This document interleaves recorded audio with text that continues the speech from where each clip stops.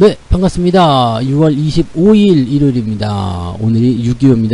6.25. 네, 전쟁이 있었던 날인데, 그래도 그 순국 선원들의 그런 희생으로 인해서 지금 6.25인데도 편안하게 잘 지내고 있는 것 같습니다. 감사 인사드리고요. 네, 종목진단 출발하도록 합니다.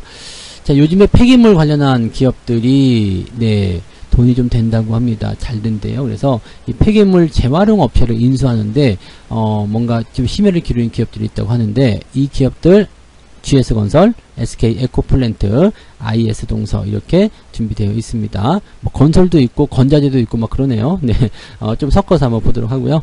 자, 공매도의 공격을 받고 있는 리오프닝주라고 하는데, 리오프닝주라고 해서 전부 다 공매도의 공격을 받지는 않습니다만 등치가 좀 있는 것들이 있죠. 공매도가 가능한 기업들, 그런 기업들에게는 리오프닝이 공격이 들어가고 있다고 합니다. 이 공매도가 들어가게 되면은 주가가 못 올라가는 게 조금 안타까운 부분이잖아요. 그래서 여기서 살펴볼 것들은 이제 신세계와 아모레퍼시픽, 현대백화점 같이 알아보도록 하겠습니다. 자, 그러면 종목 차트로 바로 넘어가서 보도록 하겠습니다. GS건설 먼저 볼까요? 네. GS건설은 조금 답답하긴 합니다. 그죠? 건설주들의 움직임들이 별로 좋지도 않기 때문에, 좀 답답하고 좀 그런 모습이 좀 있어요. 근데 요즘에 이제 폐기물 인쇄, 그 재활용 업체를 인수하겠다라고 얘기하고 있거든요. 왜 이런 일을 벌이느냐? 폐기물 갖고 뭐 할 건데, 이건데, 최근에 이제 뭐 환경사회, 뭐 ESG, 네, 뭐 이런 경영 다각화, 그 다음에 뭐 이제 뭐 탄소, 뭐 이런 것들에 대해 여러 가지가 있잖아요. 그러다 보니까 이쪽으로 해가지고 폐기물 업체를 인수한다, 재활용 업체를 인수한다, 이런 식으로 가는 것 같다 보여집니다. 자, 아무튼 뭐 이쪽 사업으로 진출하게 된다면 어떻게든지 간에, 네, 수혜를 좀 입을 수 있는 상태가 좀 될 수가 있는데, 조금 더 보긴 해야 되겠죠. 네.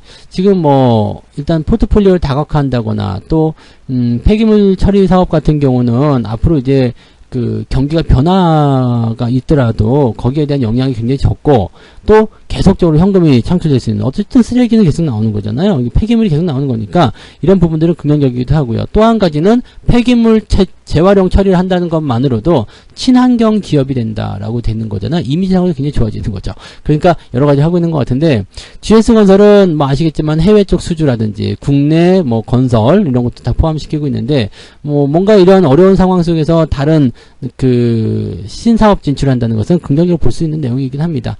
다만 건설주들의 움직임들은 정책의 영향도 많이 받기 때문에 정책주로서는 조금 실격이죠. 그래서 좀 굉장히 답답한 상황을 좀 보이고 있는 그런 종목이 GS건설 또는 이제 건설주들이 아닌가 생각했는데, 이거 더 빠지지만 않으면 괜찮아요. 네, 뭐 물론 더 빠진다고 하더라도 금방 또 회복해주면 별 문제 없고요. 근데 저 박스권이요, 박스권 24,000원까지 형성되어 있는 저 박스권, 저 박스를 벗어나야지만이 주가가 더 좋아질 수 있습니다.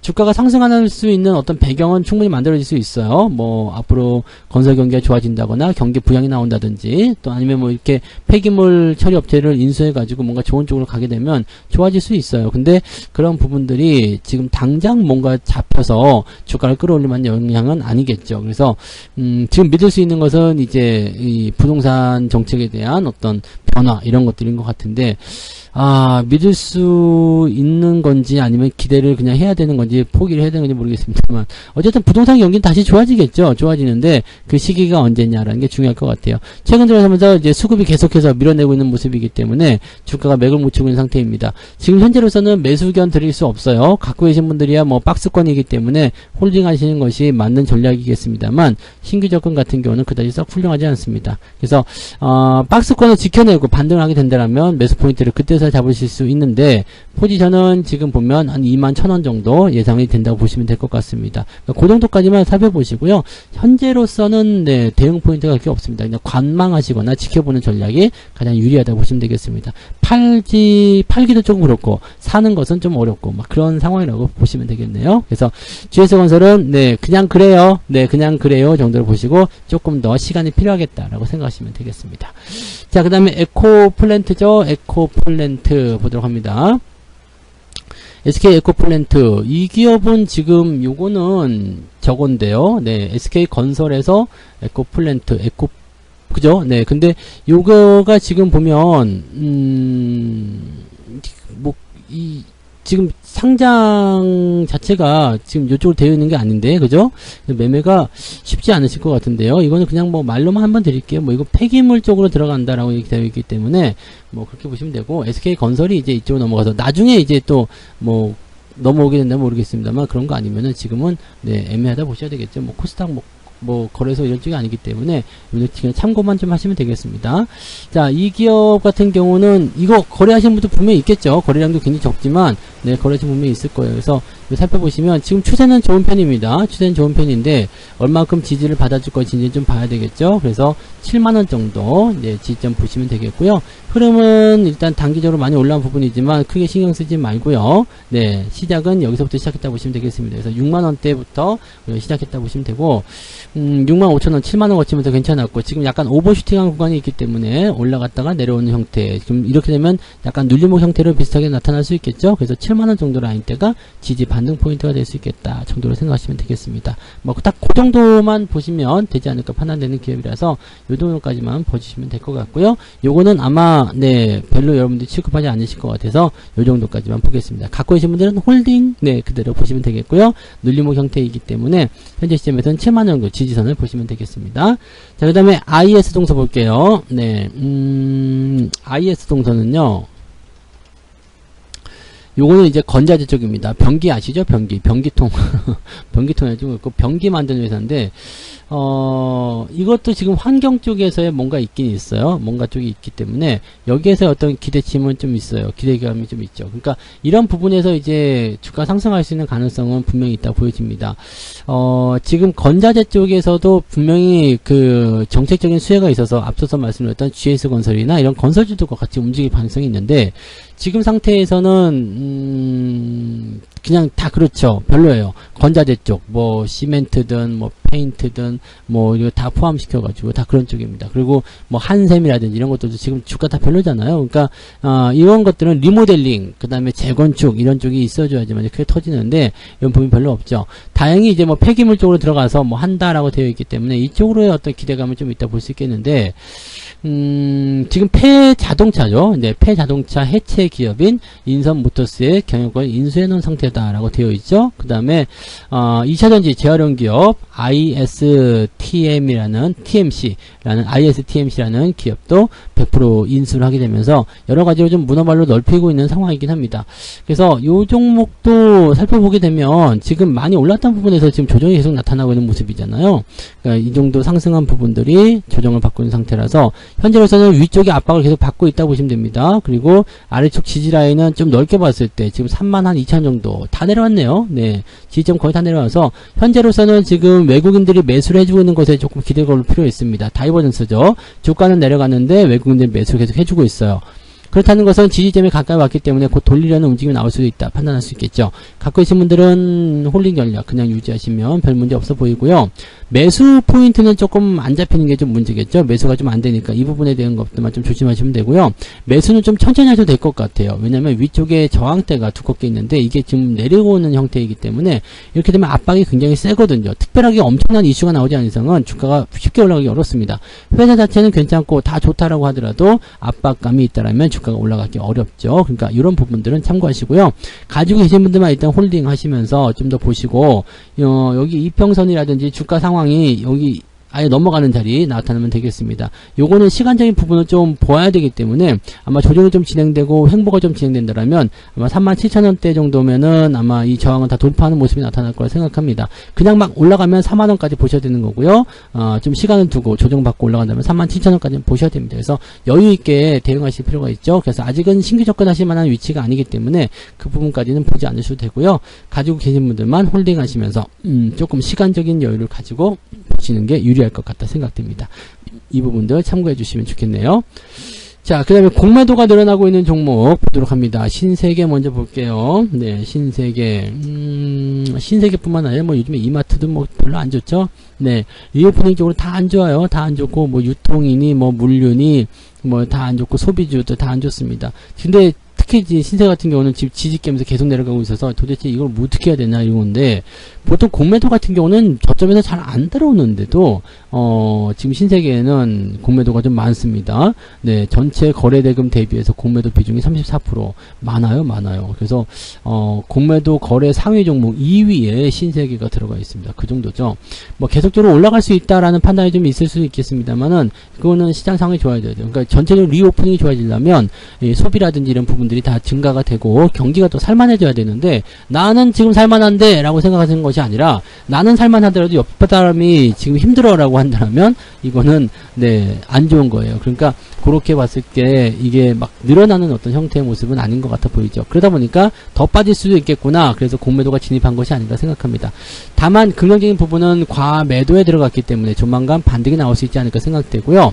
공매도가 계속해서 늘어나고 있다라고 하더라도 실질적으로 이렇게 저점권에 들어간 종목을 크게 어떻게 해먹기는 좀 어려우실 것 같게 생각합니다. 그래서 어느 정도 시점이 지나면 또 공매도 환매가 들어올 수 있는 상태가 되기 때문에 지금 상태에서는 매수나 이런 것도 볼 수는 없겠습니다만 일단은 이격이 벌어진 상태에서 뭔가 주가 반등을 얘기할 수 있는 내용이 좀 나타날 수 있겠습니다. 조만간 반등을 한번 기대할 수 있겠는데 그 조만간 나오는 반등이 뭔가 확실한 거 보여주지 않으면 그냥 주가 올라가기 어렵다고 보셔야 됩니다.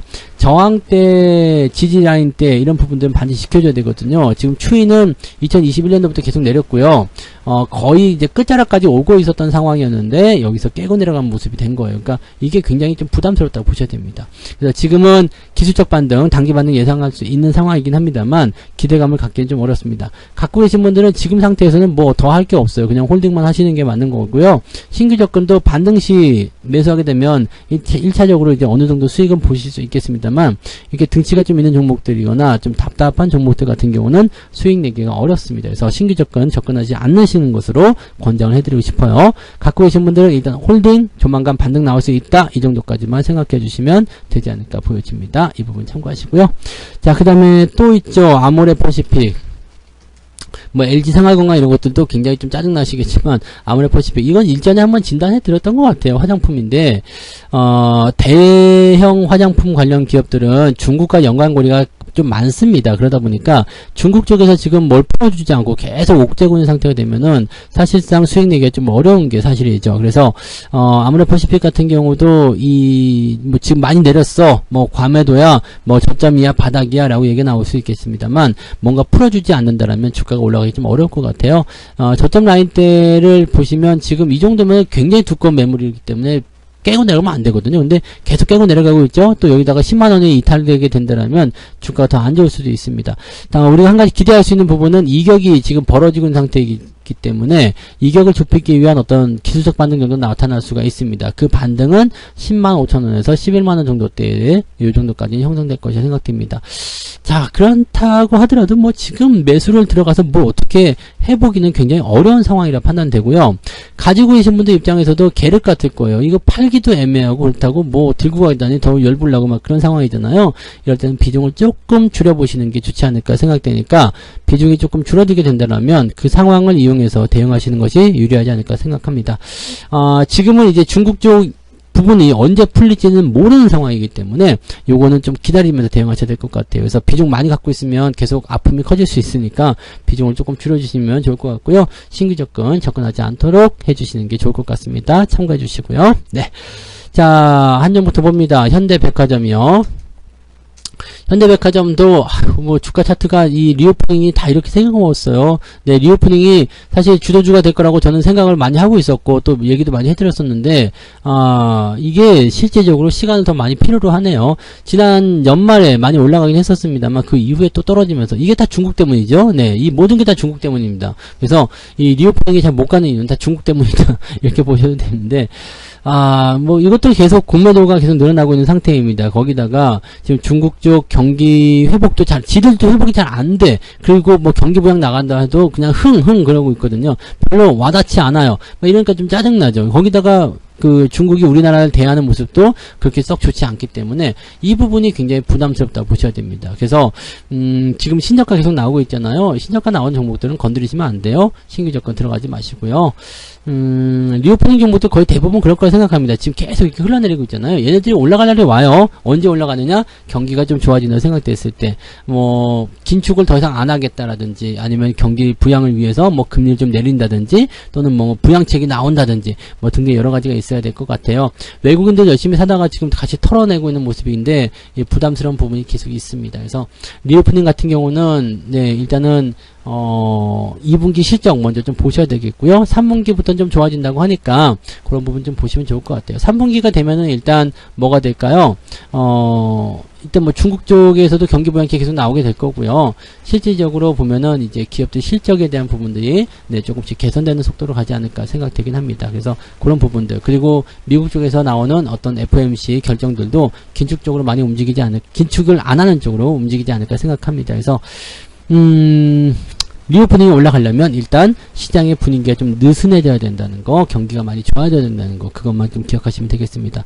요즘에 뭐 조선주들도 올라갔다 내려갔다는 모습 계속 나오는데 마찬가지예요. 경기 회복과 관련되어 있는 종목들은요, 지금 반도체와 자동차 이 연관 관련 종목들을 제외하고는 그다지 썩 좋은 흐름들 보이기가 어렵습니다. 그래서 지금 현재 시점에서는 매수를 강하게 들어간다기보다도 그냥 유지만 하시는 게 좋겠습니다. 팔아먹기도 조금 애매한 위치예요. 그래서 매도는 따로 권장해 드리지 않고요. 보유 관점만 유지하시되 대신에 신규 접근은 하지 않는 것으로 보시는 게 좋겠습니다. 거기까지 설명을 좀 드려보고요.